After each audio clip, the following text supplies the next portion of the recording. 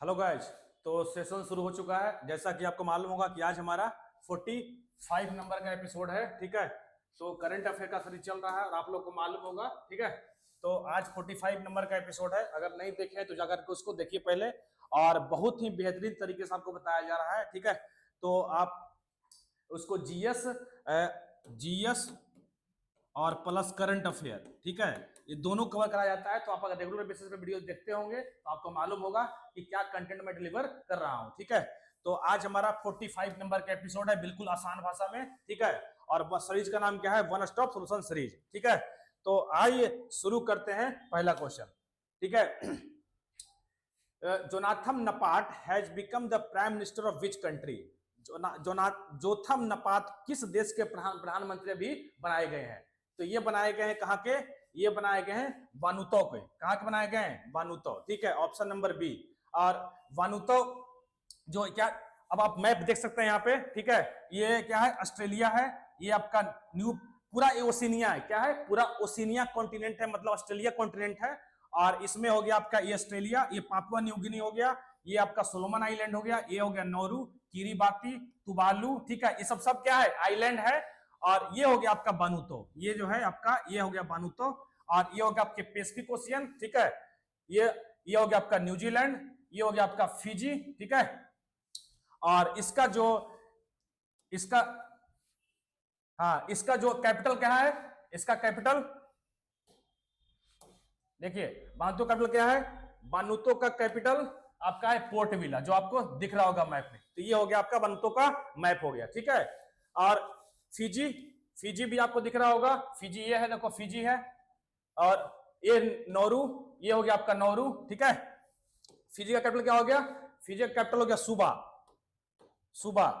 और अभी हाल ही में प्रेसिडेंट द्रौपदी मुर्मू कभी गए हुए थे, 2 दिन के टूर पर गए हुए थे। और वहां पे companion of the order of Fiji का अवार्ड दिया गया, जो कि हाईएस्ट सिविलियन अवार्ड है फिजी का। ठीक है, तो कंपेनियन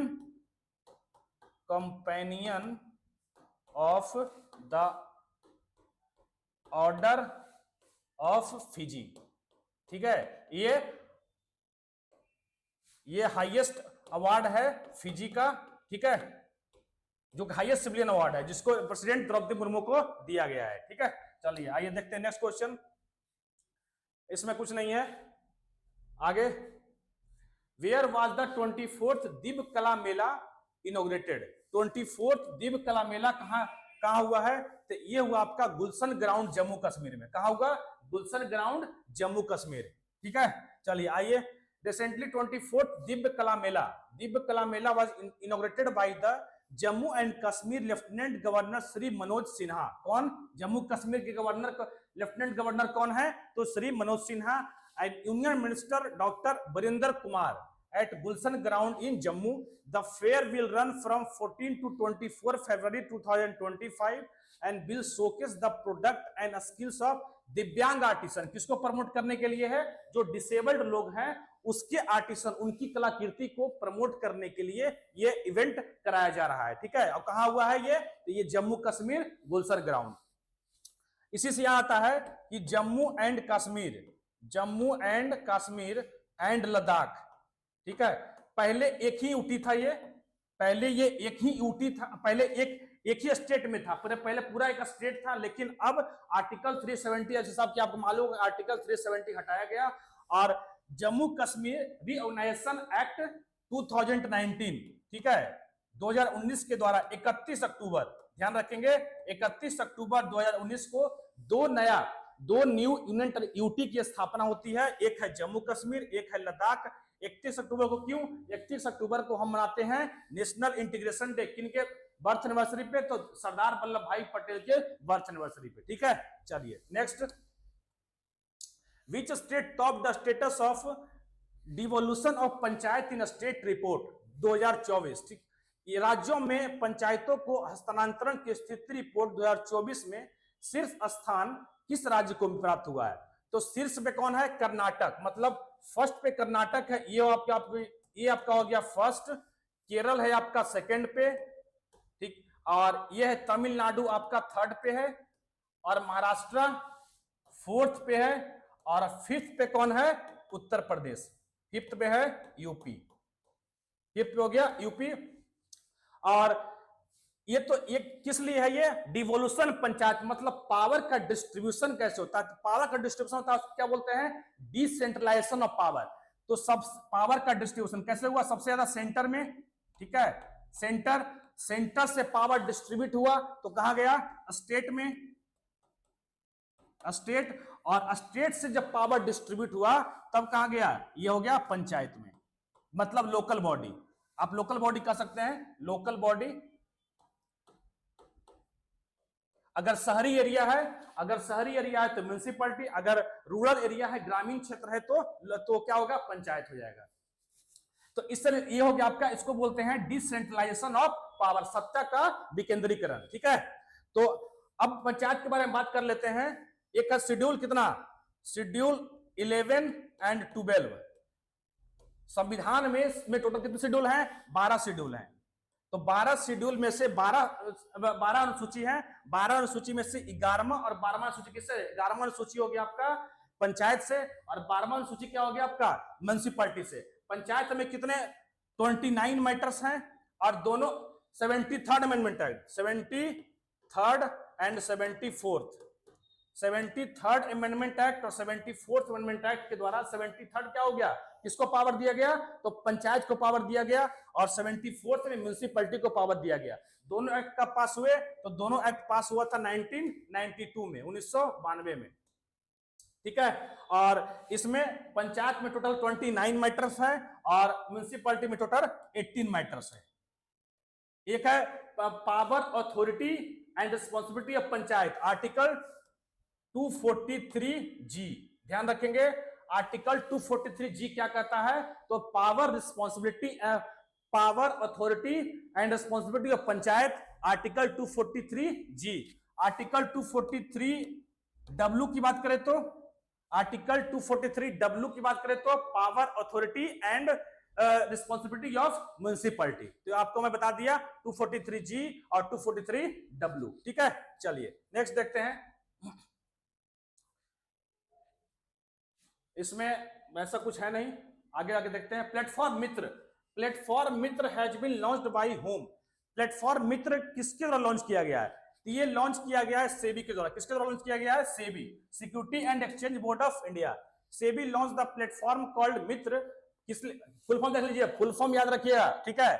मित्र क्या फुल फॉर्म है, mutual fund investment tracing and retrieval assistance, ठीक है। म्यूचुअल फंड को tracing and retrieval assistant that helps investor track, क्या होता है, इन्वेस्टर क्या करता है, वो अपने फंड को क्या कर सकता है, ट्रैक कर सकता है, track and retrieve inactive mutual fund folios, ठीक है। जो कोई जिसका अकाउंट इनएक्टिव हो गया है, वो अपने अकाउंट को क्या करता है, इस प्लेटफॉर्म के थ्रू आपको ट्रैक कर सकता है, ठीक है। If a folio has no transaction for the last 10 year but has unit balance, it will be considered inactive. CAMS, तो बस आपको याद रखना है, मित्र स्कीम है, फुल फॉर्म क्या है, mutual fund investment tracing and retrieval assistance, ठीक है। तो अब सेबी की बात कर लें, तो सेबी कब बना, सेबी बना 1988 में, 1988 में बना। लेकिन पूछा जाए कि इसके लिए अधिनियम कब आया, एक्ट कब आया, तो एक्ट आया था 1992 में, 1992 में, ठीक है। अगर इसका पूछा जाए कि हेड क्वार्टर कहां है, तो हेड क्वार्टर हो गया आपका हेड क्वार्टर हो गया आपका मुंबई, ठीक है, मुंबई। किस लिए होता है, किसको रेगुलेट करता है, मतलब शेयर मार्केट, जो स्टॉक एक्सचेंज शेयर मार्केट हो गया, और उसके बाद म्यूचुअल फंड वगैरह को रेगुलेट कौन करता है, मनी मार्केट को रेगुलेट करता है आरबीआई, और शेयर मार्केट को रेगुलेट करता है security and exchange board of India. अभी इसके हेड कौन है, तो माधवपुरी बुच जो है अभी इसके हेड है, ठीक है।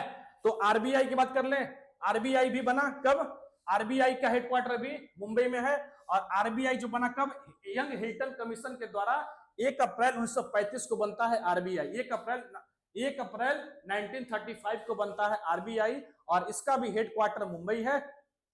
और आरबीआई क्या करती है, रेगुलेट करती है करेंसी मार्केट को रेगुलेट करती है, मतलब मनी मार्केट को रेगुलेट करती है। अब बना था कि यंग हिल्टन कमीशन के सिफारिश पे ये आरबीआई की स्थापना हुई थी, ठीक है। Ministry of finance, NABARD, NABARD कब बना, 1982 में, जैसे मनी मार्केट के लिए आरबीआई है, सबसे हायर अथॉरिटी कौन है, आरबीआई है। वैसे एग्रीकल्चर को प्रमोट करने के लिए सबसे जो हायर अथॉरिटी है वो क्या है, नाबार्ड है। ठीक है, किसके लिए है, एग्रीकल्चर सेक्टर को प्रमोट करने के लिए।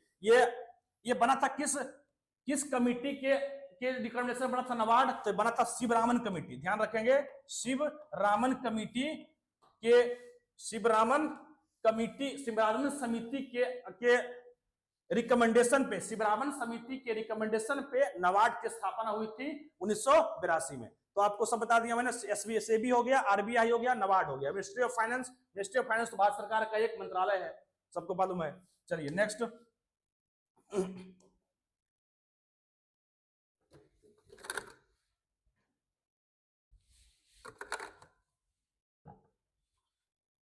नेक्स्ट क्या है, forward faster sustainability award 2025 was given by 2025 was given by which organisation. तो ये कौन दिया है, ये दिया है United Nation, option number C, United Nation global compact network India के द्वारा ये अवार्ड दिया गया है। और ये इसमें जान लेते हैं क्या, तो कौन ऑप्शन का, इसका आंसर क्या हो जाएगा, इसका आंसर हो जाएगा सी। और नीति आयोग, नीति ऑप्शन देख लेते हैं, नीति आयोग कब, 1 जनवरी 2015 को बना, किसको रिप्लेस करके, तो प्लानिंग कमीशन। इससे पहले हुआ करता था प्लानिंग कमीशन, लेकिन प्लानिंग कमीशन को रिप्लेस करके नीति आयोग बनाया गया। इसका फुल फॉर्म होता है national institute of transforming India. कब बना, 1 जनवरी 2015 को बना। क्या होता है, पॉलिसी मेकिंग का, भारत सरकार के लिए, इंडियन गवर्नमेंट के लिए भारत में जो भी डेवलपमेंट होना है उसके लिए क्या करते हैं, ये प्लान बनाती है, उसके लिए प्लान रिकमेंड करती है, भारत सरकार इससे कंसल्ट करती है। ठीक है, इंडियन गवर्नमेंट। अगर बात कर ले यूएनडीपी, तो यूएनडीपी जो है ये बना 1965 में, 1965 में। और इसका जो हेड क्वार्टर है ये क्या है, न्यूयॉर्क है, न्यूयॉर्क है। ठीक है, ग्लोबल जेंडर इनइक्वलिटी, ध्यान रखेंगे, gender inequality, gender inequality, inequality हो गया, मतलब लैंगिक असमानता। उसके बाद ह्यूमन डेवलपमेंट इंडेक्स। तो ये दोनों जो इंडेक्स है, एक हो जेंडर इक्वलिटी, एक हो गया एसडीआई, ह्यूमन डेवलपमेंट इंडेक्स। ये दोनों कौन निकालती है, तो ये दोनों निकाला जाता है यूएनडीपी के द्वारा। Ministry of environment forest Bharat सरकार का एक मिनिस्ट्री है, हो गया। तो इसका आंसर क्या हो गया, इसका आंसर हो गया आपका United Nation global compact network India. Next, exam जो चैनल है मेरा हमारा, और अगर आप नहीं जुड़े तो चैनल से जुड़ जाइए।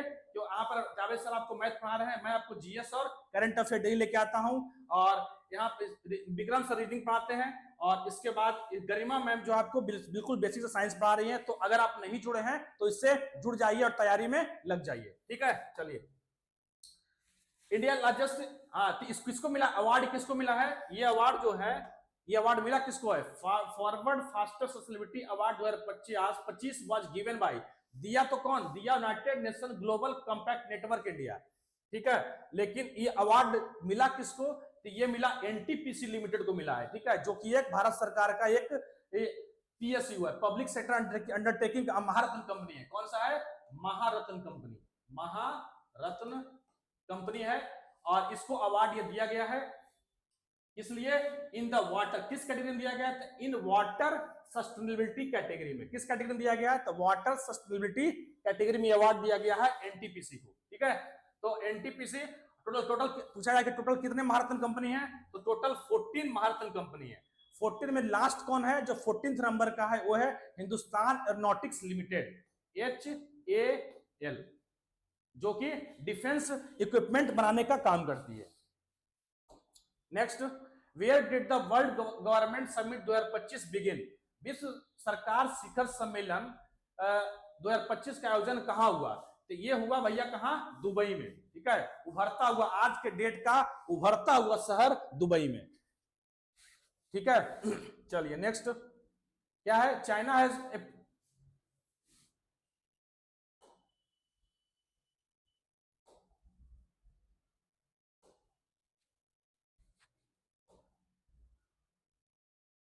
एक minute,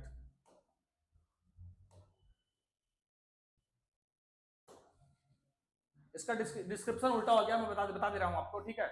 world government summit 2025 was held in, कहां हुआ, दुबई में ऑन 11 फरवरी 11-13 ऑन, थीम क्या है इसका, वर्ल्ड गवर्नमेंट समिट जो दुबई में हुआ उसका थीम क्या है, building government of the future, building government of the future, in which union environment minister Bhupender Yadav represented India, he shared India's commitment to green growth and climate resilience. और India का, बस आपको कुछ नहीं करना, आपको इसको याद रखना है, थीम हुआ कहां, तो दुबई में, और इसका थीम क्या है, तो building government of the future. India के तरफ से रिप्रेजेंट कौन किए थे, तो ये किए थे इन्वायरमेंट मिनिस्टर भूपेंद्र यादव, ठीक है। तो ये 3 पॉइंट आपको नोट करनी है, हुआ दुबई में, थीम हो गया आपका बिल्डिंग, थीम हो गया आपका बिल्डिंग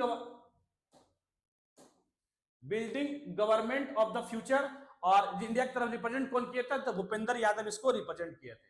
चलिए नेक्स्ट है, which country recently approve the construction of deep sea research centre in South China सी।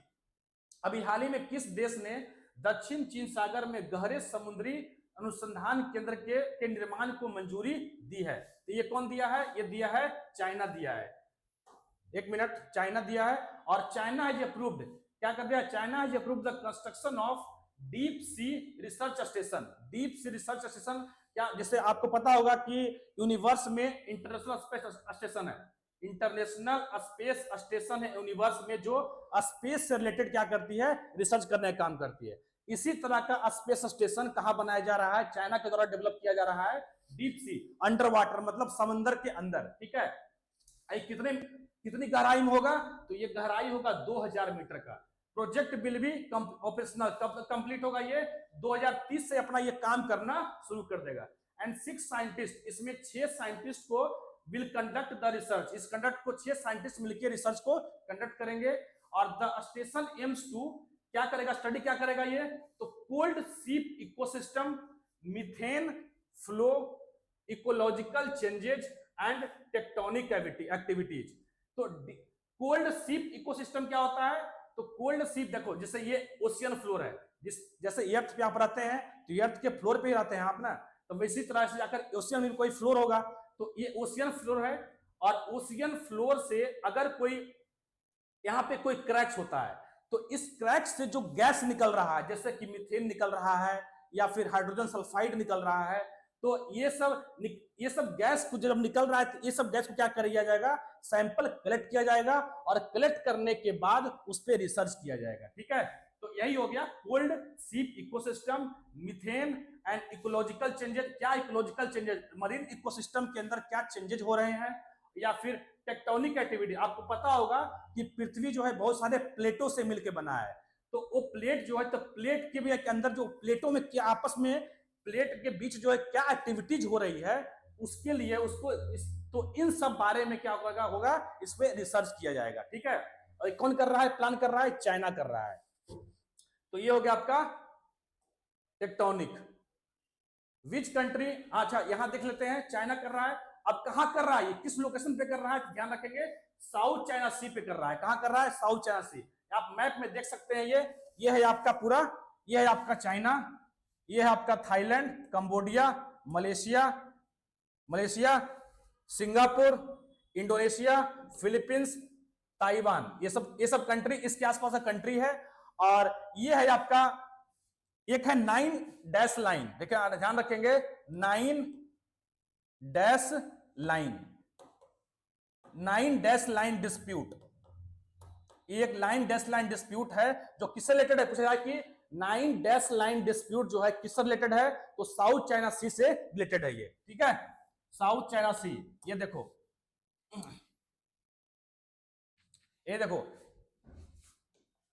1 2 3 4 5 6 7 8 9 है ना, टोटल 9 डैश लाइन है। और इसके तो ये पूरा जो क्या है डिस्प्यूटेड एरिया है, मतलब इसके आसपास के कंट्री जो है इस पे क्या करते हैं, कंट्रोल करते हैं, इसको अपना क्लेम करते हैं, मतलब सारे कंट्री आसपास के एरिया को कंट्रोल करते हैं और क्लेम कर रहे हैं, लेकिन कह रहा है कि चाइना की नहीं, ये पूरा हमारा एरिया है। तो ये है डिस्प्यूट। और इसके इसमें कौन कौन से आइलैंड है, तो बहुत सारे आइलैंड इसके अंदर है, तो आइलैंड देख लेते हैं कौन कौन सा आइलैंड है, इसको अपनी कॉपी में नोट कर लें क्योंकि पूछा जा सकता है कि ये आइलैंड जो है ये कहां पे है। तो ये हो गया, सबसे पहले लिखिए अस्कार बोरफ साउल, कौन हो गया, अस्कार बोरफ साउल हो गया, पार्सेल आइलैंड हो गया, स्प्राटले आइलैंड हो गया, जेम्स साउल हो गया। तो ये 4 आइलैंड जो है मेन आइलैंड साउथ चाइना सी में है, इसको अपनी कॉपी में नोट कर लेंगे। कहां है, तो साउथ चाइना सी में है। फिर सुन लो कौन कौन हो गया, ये हो गया आपका अस्कारबोरफ साउल, पार्सेल आइलैंड, स्प्राटले आइलैंड और जेम्स आइलैंड। तो ये हो गया आपका पूरा साउथ चाइना सी में आइलैंड, और ये हो गया पूरा आपका क्या डिस्प्यूट है साउथ चाइना सी का। इसके अंदर बहुत सारे मिनरल्स वगैरह हैं, मालूम किया जाता है कि यहाँ पे बहुत सारे तेल है, ठीक है, यहाँ से मतलब यहाँ से पेट्रोल वगैरह भी, तेल भी निकाला, ऑयल का भंडार यहाँ पे है, तो यहाँ से ऑयल भी निकाला जा सकता है। तो इसीलिए क्लेम करने की वजह है ये। नेक्स्ट हो गया, नेक्स्ट देखते हैं, where was the 4th edition of global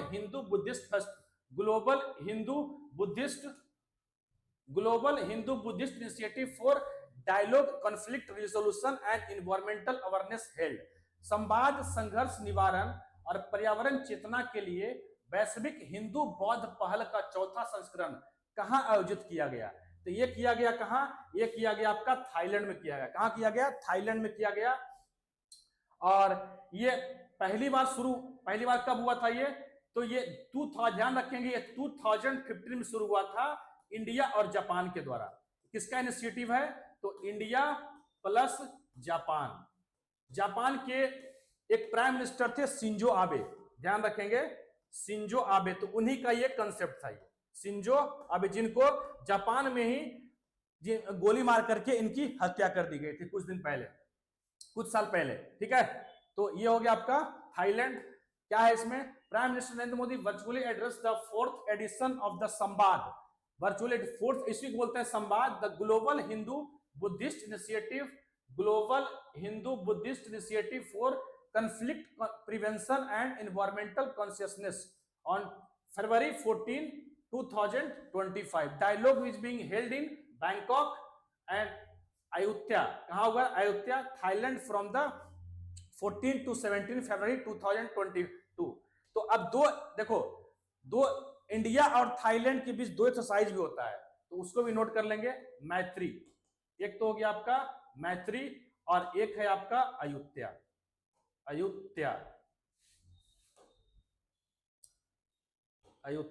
ठीक है। तो ये 2 एक्सरसाइज होता है इंडिया और थाईलैंड के बीच 2 एक्सरसाइज होता है, एक हो गया मैरीटाइम और एक हो गया अयोध्या। बांग्लादेश के साथ देख लें, तो बांग्लादेश के साथ क्या होता है, बोंगो सागर, एक एक्सरसाइज होता है बोंगो सागर होता है एक्सरसाइज, किसके बीच, बांग्लादेश के, इंडिया और बांग्लादेश के साथ। श्रीलंका सब देख ले, तो श्रीलंका के साथ होता है एक एक्सरसाइज होता है, क्या बोलते हैं उसको, दोस्ती,